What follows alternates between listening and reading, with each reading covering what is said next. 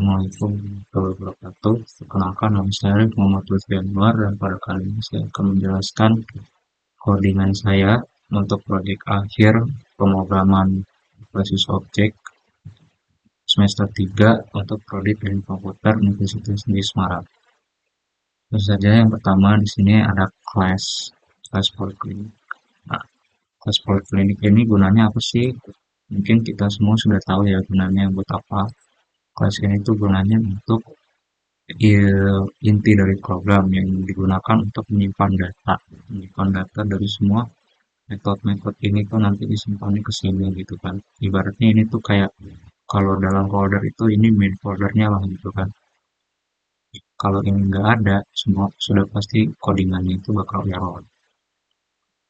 Nah, dalam hal ini tuh ya, dalam kasus ini, kelas ini digunakan untuk menyimpan data laporan keuangan poliklinik berdasarkan bulan atau periode, dan memberikan metode untuk mencatat pendapatan, ya, mencatat gaji, pengeluaran, dan lain sebagainya sampai akhir laporan bulanan ini semuanya diincludekan di sini, dimasukkan ke sini. Lalu yang berikutnya ada dev underscore init underscore. Nah, ini gunanya apa sih? Yaitu sebenarnya namanya itu konstruktor. Konstruktor ini gunanya untuk menginisialisasi instance baru dari poliklinik. Dari kelas ini nanti diinisialisasikan di sini di init ini. Lalu gunanya tujuan yang kedua itu untuk meletakkan nama dari poliklinik ini nih. Poliklinik mau dinamain apa? Misalkan saya menamainya Poliklinik Santo Borromeus gitu. Lalu juga yang kedua membuat struktur data laporan underscore periode untuk menyimpan data keuangan. Nah, itu. Lalu yang kedua normalisasi underscore bulan. Normalisasi underscore bulan ini seperti tertulis di sini, normalisasi nama bulan menjadi format yang konsisten. Jadi gimana tuh yang konsisten? Misalkan di sini ada strip. Strip itu gunanya untuk menghapus spasi terlebih di awal atau akhir string. Lalu yang berikutnya ada title, mengubah huruf pertama setiap kata menjadi kapital. Nah, misalkan itu saya mau input nanti Januari, J-nya kecil.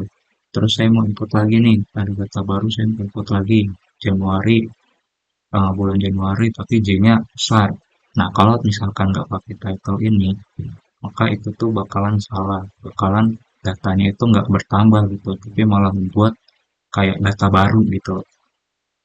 Jadi codingan ini tuh nganggap kalau misalkan Januari yang nggak menggunakan kapital dan Januari yang menggunakan kapital itu tuh berbeda datanya gitu kan.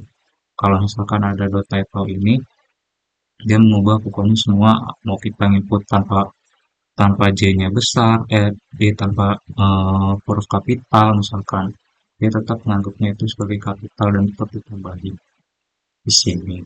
Tuh. Lalu yang berikutnya itu catat underscore bulan. Catat underscore bulan ini untuk mencatat data bulanan dan membuat entry baru di laporan underscore periode untuk bulan tertentu jika belum ada. Lalu yang berikutnya ada catat underscore pendapatan. Nah, ini tuh seperti namanya ya. Ini tuh untuk mencatat pendapatan pada bulan tertentu, bulan apapun itu. Menambah juga jumlah pendapatan kunci pendapatan underscore bulanan. Jadi ditambah sama dengan jumlah. Lalu yang berikutnya ada catat gaji karyawan. Nah, catat gaji karyawan ini nanti mencatat jumlah total gaji yang harus dibayar dalam per bulan. Tentu saja dalam per bulan nanti gajinya berapa sih gitu kan, gaji karyawannya nanti semuanya dimasukin ke sini.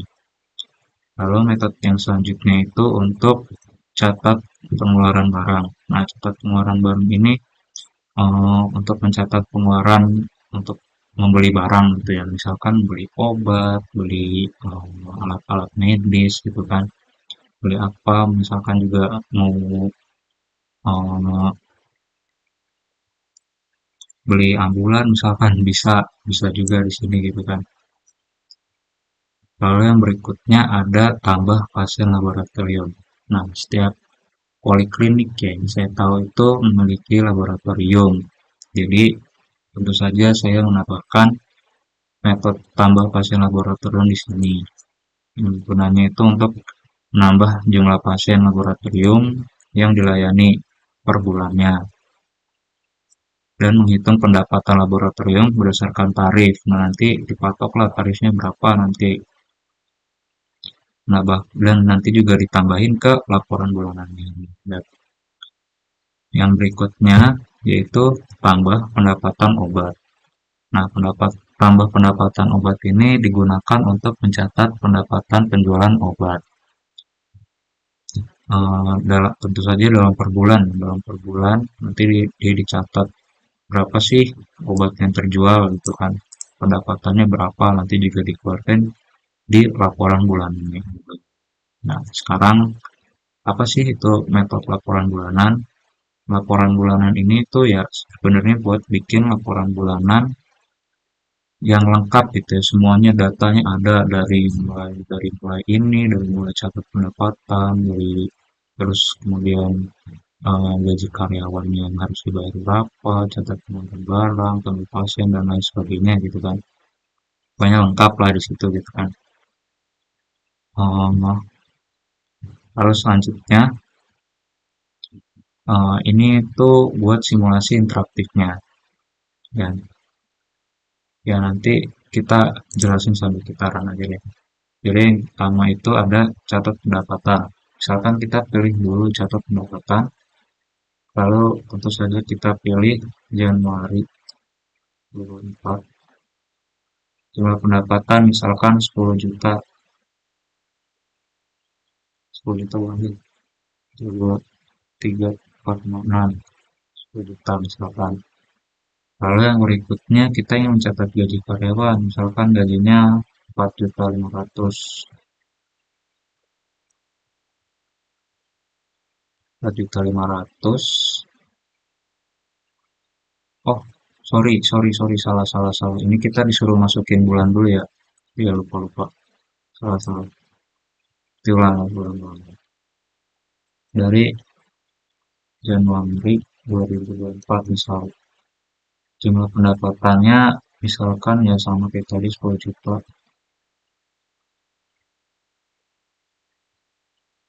10 juta.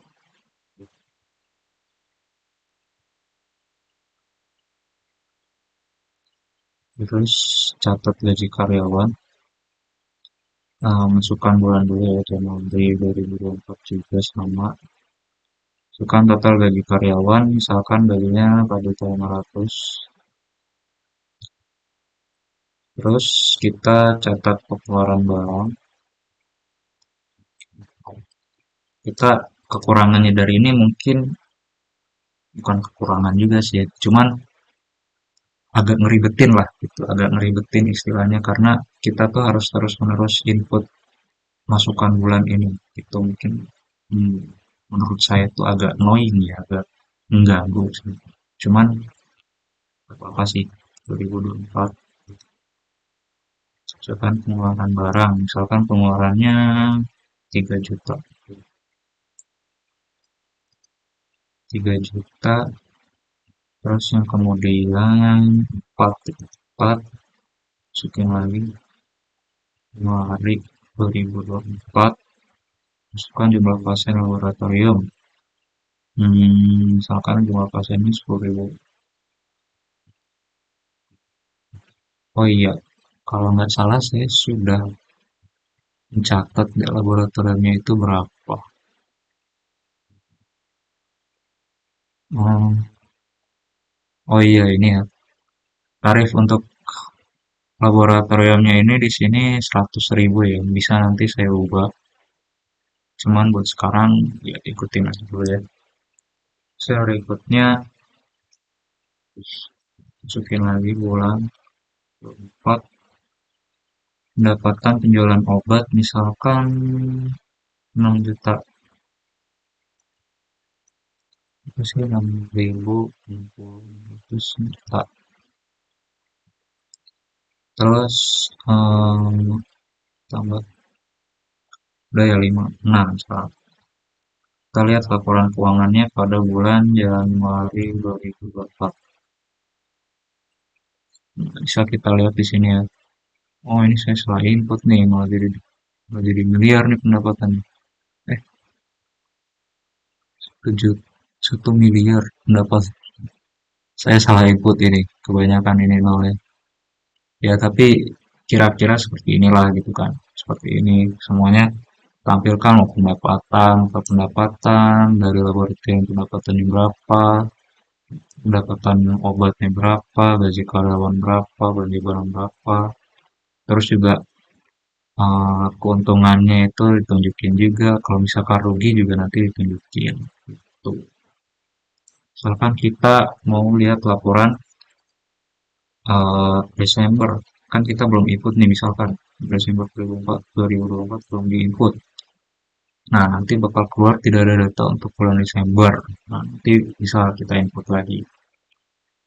Mungkin segitu saja penjelasan singkat codingan proyek akhir mata kuliah PBO dari saya. Kurang lebihnya mohon maaf. Assalamualaikum warahmatullahi wabarakatuh.